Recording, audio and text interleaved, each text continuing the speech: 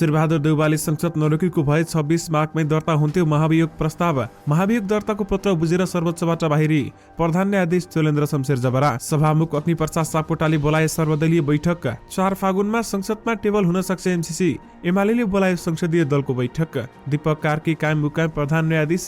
महाभियोग दर्तासँगै प्रधान न्यायाधीश चोलेन्द्र शमशेर निलम्बित। महाभियोग प्रस्ताव बारेमा यस्तो छ, जबरामाथि लगाइएका 21 आरोप मार्ग प्रशस्त नगरेकाले महाभियोग लगाइयो भन्दै देव गुरुङको भनाई। प्रधान न्यायाधीश विरुद्धको महाभियोग बारेमा एमालेलाई जानकारी छैन भन्दै सुभाष नेम्बाङले भने। झण्डै 5 किलो सुनसहित त्रिभुवन विश्वविद्यालयबाट चिनिया नागरिक पक्राउ। एकै दिन 1500 रुपैयाँले बढी सुनको मूल्य। प्रहरी र कानून व्यवसायी बीच झडप भयो। त्रिविका उपकुलपतिमाथि आक्रमण गर्ने विरुद्धको मुद्दा फिर्ता नल्याउ भन्दै गोविन्द केसीको भनाई।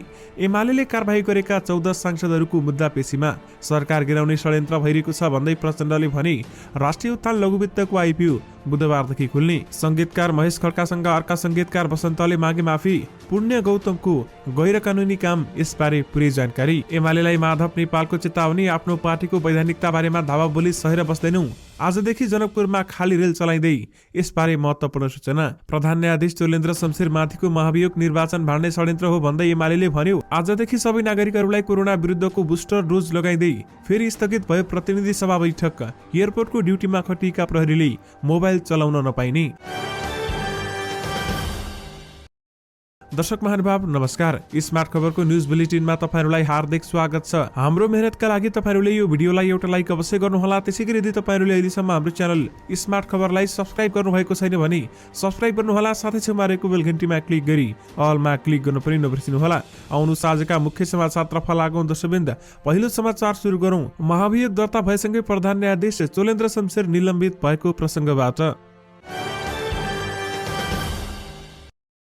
संसद सचिवालयमा महाभियोग दर्ता भएसँगै प्रधान न्यायाधीश चोलेन्द्र शमशेर जबरा निलम्बित भएका छन्। संविधानको धारा 101 को 6 अनुसार महाभियोगको प्रस्ताव टुङ्गो नलागेसम्म कुनै पनि काम कारबाही गराउने पक्षमा छैनन् र साथमा सत्तारूढ गठबन्धनका गगन थापा, मिनेन्द्र रिजाल, पुष्पा भुसाल, जीवनराम श्रेष्ठ, देव गुरुङ लगायत 98 सांसदले आइतबार प्रधान न्यायाधीश जबरा विरुद्ध महाभियोग दर्ता गराएका छन्। सत्ता गठबन्धनका सांसदहरूले प्रधान न्यायाधीश चोलेन्द्र शमशेर जबरा विरुद्ध महाभियोग प्रस्ताव दर्ता गरेका थिए भने 98 जना सांसदहरूले आज संसद सचिवालयमा महाभियोग प्रस्ताव दर्ता गरेका हुन्। प्रधान न्यायाधीश जबरा लोकतन्त्र र विधिको शासन जगेर्ना गर्न असक्षम भएकाले उनी विरुद्ध महाभियोग लगाउनु परेको उनीहरूको प्रस्ताव रहेको छ।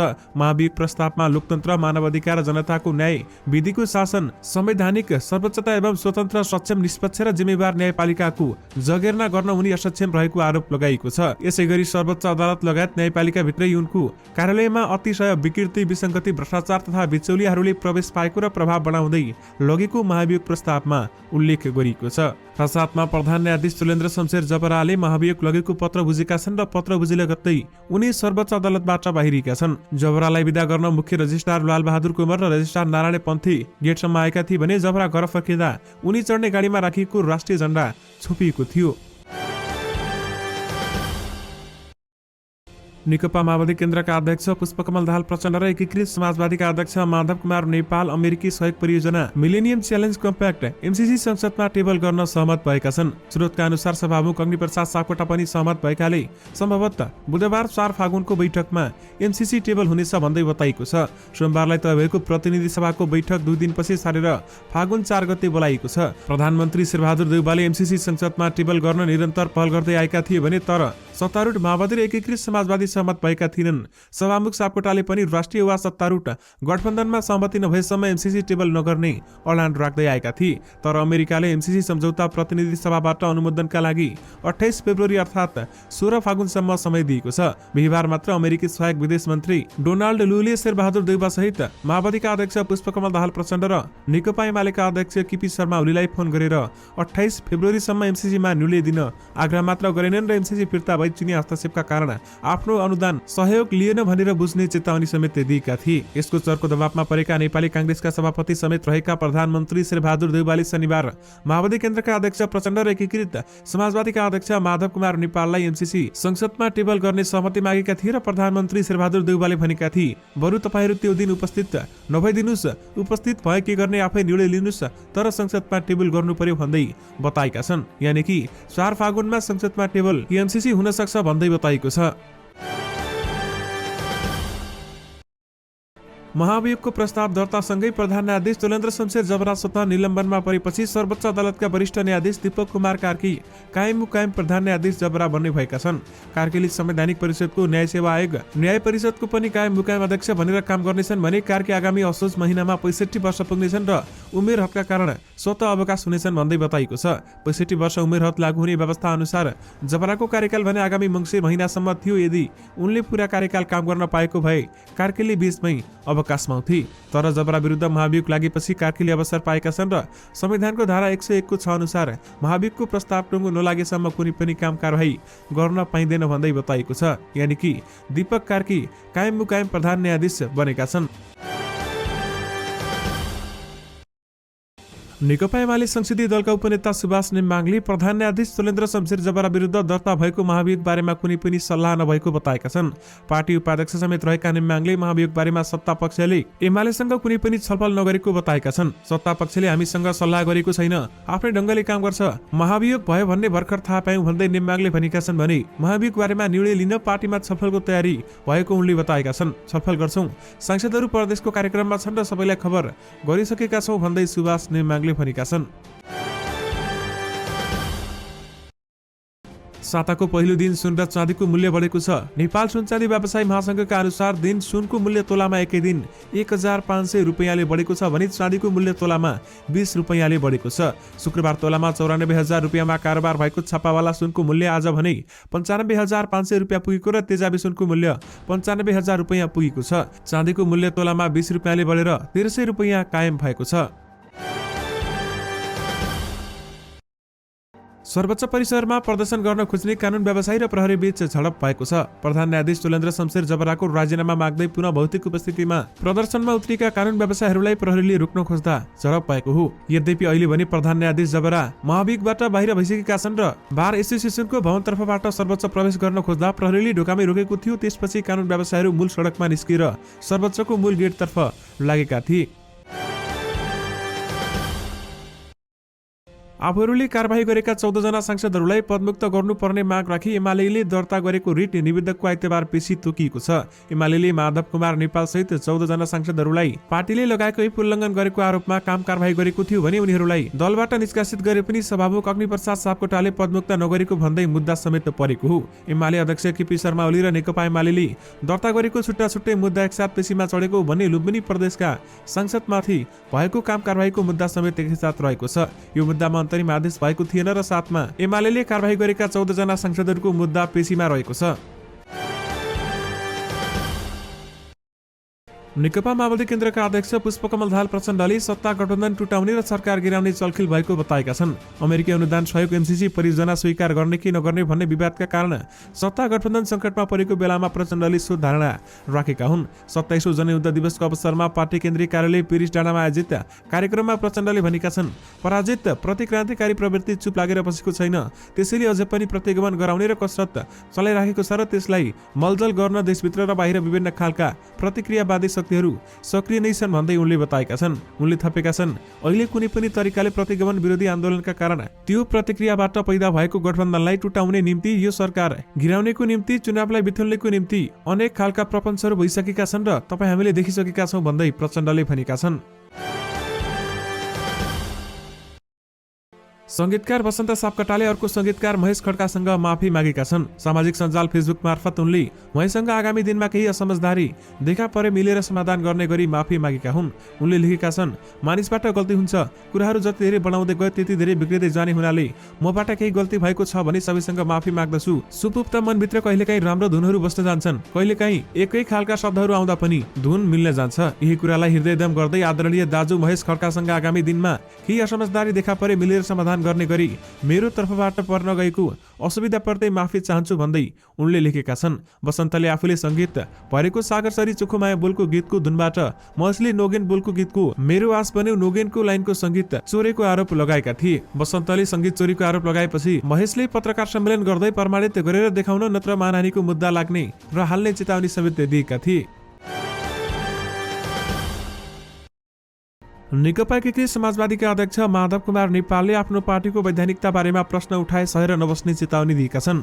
आइतबार काठमाडौँमा आयोजित पार्टी प्रवेश कार्यक्रममा बोल्दै प्रमुख अध्यक्ष नेपालले प्रतिपक्षी दल नेकपा एमालेले आफ्नो पार्टीको वैधानिकता बारेमा प्रश्न उठाउँदै दायर गरेको मुद्दा अदालतमा विचाराधीन भइरहेका बेलामा उनले यस्तो बताएका हुन्। उनले आफ्नो पार्टीले कानुनी आधारमा वैधानिकता पाएको र आफूलाई संसदको रूपमा स्वीकार गर्ने स्थिति बनाएको दावी गरेका छन् र अध्यक्ष नेपालले भनेका छन्, हामी वैधानिक रूपमा निर्माण भएको पार्टी हौं। हामीले कानून आधारमा पार्टीको मान्यता पाएका छौं र सांसदको रूपमा स्वीकार गर्ने स्थिति पनि पाएका छौं र बनाएका छौं। यसमाथि कसैले दावा बोल्न खोज्छ भने, औँला उठाउन खोज्छ भने हामी सहन सक्दैनौं। त्यसो हुनाले हामी अघि बढेका छौं भन्दै माधव नेपालले भनेका छन्।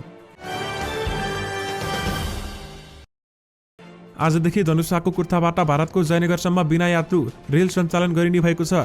सञ्चालन आइसकेपछि अवरोध नहोस् भन्ने उद्देश्यले परीक्षणका लागि दैनिक एकपटक खाली गरेर सञ्चालन गर्न लागेको नेपाल रेलवे कम्पनीका महानिर्देशक निरञ्जन झाले बताउनु भएको छ। उनले 10 दिनसम्म एकपटक आउने रेल र जाने गरी रेल सञ्चालन गरिने बताएका छन् भने उनका अनुसार नेपाल र भारतका प्रधानमन्त्रीले संयुक्त रूपमा रेलको उद्घाटन गर्नेछन् भने यद्यपि उद्घाटनको मिति तय हुन भने बाँकी रहेको पनि उनले स्पष्ट पारेका छन्। आजदेखि नियमित रूपमा दैनिक एकपटक जनकपुर धामको मुख्य स्टेसन कुर्था जयनगरसम्म रेल ओहोरदोहोर गर्नेछ भने रेल सञ्चालन गर्न चालक सहितका प्राविधिक कर्मचारीका लागि भारतीय रेल कम्पनी केआरसीएल कम्पनीसँग द्विपक्षीय जीटीजी सम्झौता भएको पनि महाप्रबन्धक झाले बताउनु भएको छ। नेपाल सरकारले 2वटा रेल खरिद गरेको झण्डै 15 महिनापछि रेल सेवा सञ्चालन हुन लागेको हो भने खरिद गरिएका रेल लामो समयदेखि धनुषाको इनरुवा स्टेसनमा राखिएको थियो।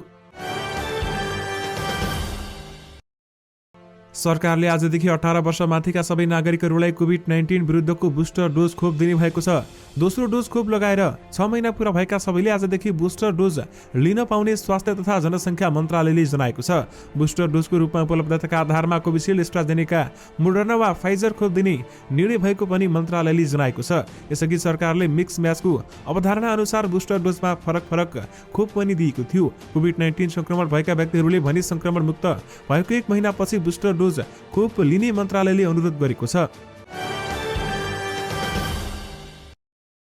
प्रमुख प्रतिपक्षी नेकपा एमालेले आगामी वैशाख 30 गते हुने भनिएको स्थानीय तहको निर्वाचन भाड्ने योजना अनुसार सत्तारूढ दलहरूले प्रधान न्यायाधीश चोलेन्द्र शमशेर जबरा विरुद्ध महाभियोग अघि बढाएको दावी गरेको छ। एमालेले परमादेशबाट बनेको सरकारले र त्यसमा आबद्ध दलहरूले न्यायालय नै कब्जा गरी आफू अनुकूलका फैसला गराउने योजना अनुसार जबरामाथि महाभियोग हालिएको जनाएको छ। एमाले उपाध्यक्ष एवं संसदीय दलका उपनेता सुभाष नेमाङले हामीसँग कुरा गर्दै देश निर्वाचनतर्फ अघि बढिरहेको अवस्थामा भएको यो निर्णयलाई आपत्तिजनक भनेका छन्। संसदमा रहेका प्रमुख प्रतिपक्षीसँग समेत एकपटक सल्लाह नगरी यो महाभियोग प्रस्ताव ल्याइएको छ। नेम्बाङले भनेका छन्, यो प्रस्ताव निर्वाचन भाड्ने र न्यायालयलाई थप अस्तव्यस्त बनाउने योजना सहित आएको छ। हामी यसको सशक्त प्रतिवाद गर्छौं भन्दै उनले बताएका छन्। र एमाले अध्यक्ष केपी शर्मा ओलीका प्रेस सहयोगी रामशरण बजगाईले यसलाई निर्वाचन रोक्ने खेल भनेका छन् र उनले अध्यक्ष ओलीले यसबारेमा पार्टीमा आन्तरिक छलफल थालिसकेको बताउँदै अब यसबारेमा थप निर्णय आउने समेत बताएका छन्। प्रतिनिधि सभाको सोमबारका लागि बोलाएको बैठक फेरि स्थगित भएको छ। संसद सचिवालयले बुधबारसम्मका लागि संसद बैठक स्थगित गरिएको सूचना आइतबार प्रकाशित गरेको हो। संसद सचिवालयले सोमबार दिउँसो 1 बजे बस्ने गरी बैठक बोलाएको थियो भने तर विशेष कारणले उक्त दिन र समयमा बस्न नसक्ने जानकारी संसद सचिवालयले दिएको हो। प्रतिनिधि सभा नियमावली 2075 को नियमको 6 उपनियम 3 बमोजिम सभामुख अग्नि सापकोटाले गत बुधबार दिउँसो 1 बजे बस्ने बैठक निर्धारण गरेको संसद सचिवालयका महासचिव डाक्टर भरतराज गौतमले जानकारी दिनुभएको छ। दर्शकवृन्द, युट्युब र टिकटकमा बाक्लै भेटिने नाम हो पुण्य गौतम। उनी आफूलाई सामाजिक अभियन्ता भन्छन् तर उनले गरेका सामाजिक काम के हुन् कसैलाई थाहा छैन। बरु उनी ठाउँ ठाउँमा विभिन्न अभिव्यक्ति दिइरहेका हुन्छन्, भाषण गर्छन्। उनलाई गाली गर्न बाँकी कमै मान्छे होलान्। उनी प्राय जसो भ्रिकुटी मण्डपतिर हलिरहेका भेटिन्छन्। कहिलेकाहीँ त त्यही कुस्ती खेल्छन्। उनका कुस्ती र गफ खिच्न आइपुग्छन् युट्युबर। खिचिसकेपछि युट्युबरले दिएको पैसाले कुस्ती खेलेकै मान्छेसँग बसेर चिया खान्छन् भन्ने पनि हल्ला छ बजारमा। पुण्य गौतमका केही हरकत जसले हाम्रा कलाकारहरूलाई हैरान बनाएको छ। बजारमा कलाकारको कुनै पनि प्रसंग आउनु हुँदैन, उनी युट्युबरको क्यामेरा अगाडि बस्छन् र फोन गर्छन्। फोन गर्दै जाँदा उनले कहिलेकाहीँ म फलानु युट्युबरको क्यामेरा अगाडि छु भनेर खुलाएको थाहा छैन, तर उनी मन लाग्दै कलाकारसँग बोल्छन्, सोध्छन् र त्यही अडियो कुराकानी युट्युबरलाई प्रसारण गर्न दिन्छन्। जहाँ कलाकारहरू जन विवादमा फस्ने गरेका छन्, उनको व्यवहारले हैरान भएका कलाकार हिजो आज उनको फोन उठाउन छाडेका छन्। तर एकपटक कलाकारले फोन काट्दा पनि उनी फोन गरिरहन छाड्दैनन्। यसको पछिल्लो उदाहरण हो नबिर्से तिमीलाई नपाए तिमीलाईको गजल विवाद। यो गजल पछिल्लो वर्षनमा गएर विवादमा तानिएपछि गायिका रचना रिमाललाई फोन गरेका थिए र रचनासँग कुरा पनि गरेका थिए, तर रचनालाई उनले जानकारी दिएका छैनन्। आफ्नो अगाडि युट्युबरको क्यामेरा छ, तपाईसँग मैले भिडियोको लागि कुराकानी गरेको भनेर रचनाले उनको फोन 2 पटकसम्म काटेकी थिइन्। नभनेरै पुण्यले रचनासँग गरेको कुराकानी मिडियामा आएको थियो। यसरी कुनै पनि व्यक्तिलाई फोन गरेर उसको अनुमति बिना फोन रेकर्ड गर्नु गैर कानुनी काम हो भने पुण्यको यो गैर कानुनी कामलाई लिएर हैरान भएका कलाकारहरूले उनी विरुद्ध आवाज भने उठाउन सकेका छैनन्। पुण्यले पनि युट्युबरका अगाडि चिच्चाइ कलाकारलाई फोन गर्न भने छाडेका छैनन्। दर्शकवृन्द, तपाईहरुलाई यस बारेमा के लाग्छ त? हामीलाई यो भिडियोको कमेन्ट बक्समा कमेन्ट गरेर बताउन भने नबिर्सिनुहोला। त्रिभुवन अन्तर्राष्ट्रिय विमानस्थलमा प्रहरीले मोबाइल बोक्न नपाउने भएका छन्। महानगरी प्रहरी विमानस्थल सुरक्षा कार्यालयले ड्युटीमा खटिने प्रहरीलाई ड्युटी समयमा मोबाइल बोक्न निषेध गरेको हो। कार्यालयका प्रमुख प्रहरी वरिष्ठ उपरीक्षक एसएसपी भीमप्रसाद ढकालले विमानस्थलको सुरक्षा ड्युटी समयमा अनावश्यक मोबाइलको प्रयोग तथा अनावश्यक फोन कलले कर्मचारीको काममा पर्ने असरलाई मध्यनजर गर्दै यो नियम लागू गरिएको जानकारी दिएका छन्। अत्यावश्यक परेको खण्डमा आफ्नो कमान्डर मार्फत फोनको सुविधा मिलाएका छौं, होइन भने ड्युटी समयमा कुनै पनि कर्मचारीले फोन बोक्न पाउँदैनन् र प्रमुख ढकालले हामीलाई बताए अनुसार यो नियम करिब 2 साता अघिबाट सुरु भएको हो भन्दै बताइएको छ। केही समय अघि भित्र मात्र त्रिभुवन अन्तर्राष्ट्रिय विमानस्थल भित्र अध्यागमन कार्यालयले पनि त्यहाँ कार्यरत कर्मचारीहरूलाई कामको समयमा मोबाइल फोन चलाउन रोक लगाएको थियो भने विभागले एक सूचना जारी गर्दै आफ्ना कर्मचारीले सेवा प्रदान गर्ने क्रममा मोबाइल चलाउन मात्र नभई साथमा नराख्न पनि निर्देशन दिएको थियो। विशेष गरी एयरपोर्टमा ड्युटीमा खटिएका प्रहरीले मोबाइल चलाउन नपाउने भएका छन्।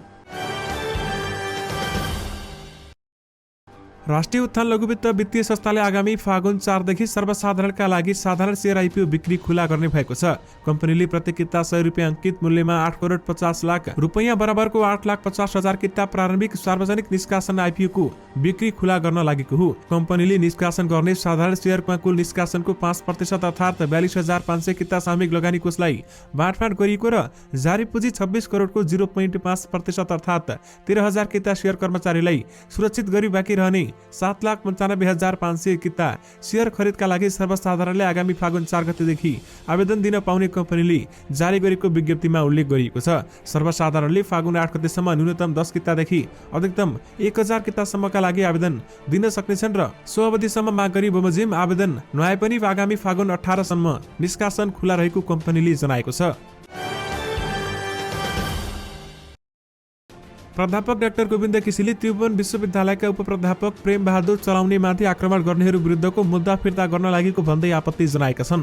उनले वक्तव्य जारी गर्दै ज्यान मार्ने उद्देश्यका दोषी विरुद्ध मुद्दा फिर्ता गर्न सरकारले प्रयास गरिरहेको भन्दै आफ्नो गम्भीर ध्यानाकर्षण भएको बताएका छन्। विश्वविद्यालयमा अपराधीको उत्पादन र संरक्षण गर्न नहुने र सबै नागरिकहरूको सुरक्षा हुनुपर्ने उल्लेख गर्दै केसीले गृहमन्त्री बालकृष्ण खाँडको ध्यानाकर्षण समेत गराएका छन्। उपप्राध्यापक चलाउने माथि कुटपिट गरेको आरोपमा सत्तारूढ दल नेपाली कांग्रेसको निवी संघका नेताहरू हरिप्रसाद आचार्य र सचिव योगेन्द्र लगायत विरुद्ध मुद्दा रहेको छ। तर हाल कांग्रेसको सरकार बनेपछि उनीहरू विरुद्धको मुद्दा फिर्ता गर्ने तयारी भने गरिएको छ।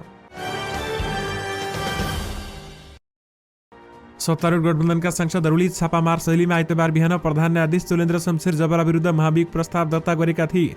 राजीनामा माग गर्दै नेपाल बार एसोसिएसनले थालेको आन्दोलनका कारण प्रधान न्यायाधीश जबराको तजविजी अधिकार कटौती भएको थियो, तर उनले राजीनामा दिएका थिएनन्।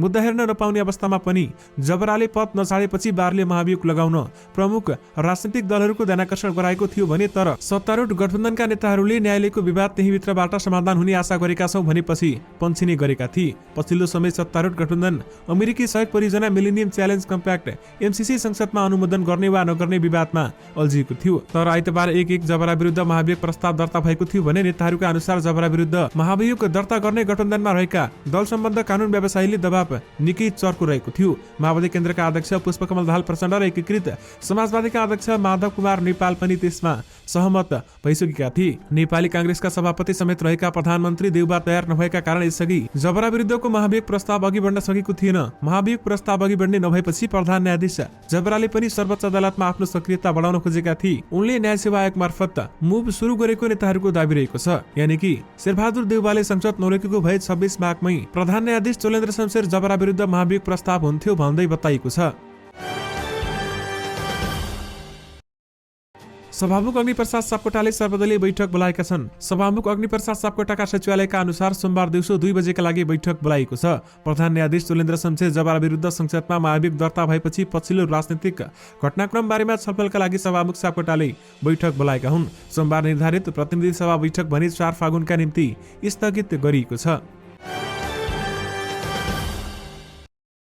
न्यायालयको डेडलक फुकाउन प्रधान न्यायाधीश चुलेन्द्र शमशेर जबराले मार्ग प्रशस्त नगरेपछि महाभियोग दर्ता गर्नु परेको बताएको छ। जबरा विरुद्ध 5 दलीय गठबन्धनका 98 सांसदले आइतबार मात्र महाभियोग प्रस्ताव दर्ता गरेका छन् भने प्रस्ताव दर्तापछि सञ्चारकर्मीसँग कुरा गर्दै माओवादी केन्द्रका प्रमुख सचेतक देव गुरुङले भनेका छन्, न्यायालयको कार्यभार पूरा गर्न सक्नु भएन। निष्पक्ष न्याय सम्पादन र कार्य सम्पादनको न्यायालयको स्वच्छ छवि स्थापित गर्न सक्नु भएन। लामो समयसम्म न्यायालयको समस्या अदालतभित्र हल होस् भन्ने चाहेको भए पनि प्रधान न्यायाधीश जबराले निष्कासन नदिएको पनि बताएका छन् र निकास दिन सक्ने अवसर छ, मार्ग प्रशस्त गर्ने अवसर छ।